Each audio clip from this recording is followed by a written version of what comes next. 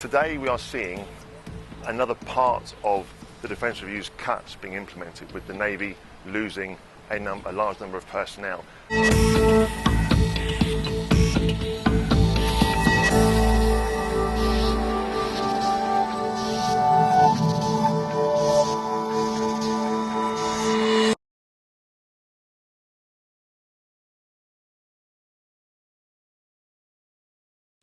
First thing to bear in mind, of course, is that the proportion, 5,000 in total, out of a Navy of around 30,000 is quite a large chunk. So it's important to bear in mind that the Navy will be taking a sizable reduction in the number of people. The Navy has to take its share of the pain under the Defence Review, and there are ways that it can mitigate against some of these losses. There will be less ships in the fleet, so there will be less requirement for sailors at sea, and the newer ships don't need as many sailors on board because of improvements in technology. So the Navy can bear a little bit of the brunt of some of these cuts through managing personnel. But it needs to be borne in mind, though, that there are some perhaps significant longer-term issues to think about. First of all is the question of morale, in that this is another cut in a series of cuts that the Navy has been suffering, arguably since the end of the Cold War, set against the fact that there is a question about whether the government really understands what value a Navy delivers. The second point to bear in mind really is one about longer-term strategic influence for the UK, as the Navy has always been a central part of that. It has been the public daily face of government in many ways, if you like, because it is deployed globally around the world. Over the decades, the Royal Navy has come to be regarded by many as the best Navy in the world. Nations come to train their navies here because of the quality of our people. And the risk is, if you continue to cut the Navy in terms of numbers of ships and number of people, that you'll reduce the morality, that you'll erode the credibility, and you'll lose that strategic investment which has helped to put the Navy where it is today.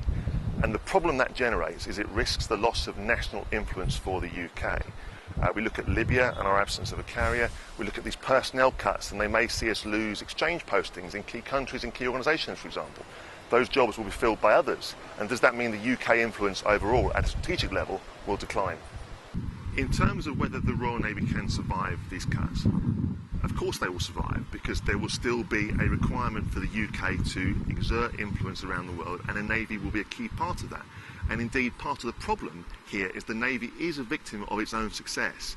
Over the last 20 years, for example, successive governments have continually chipped away at the Navy, yet the Navy has continued to produce the goods.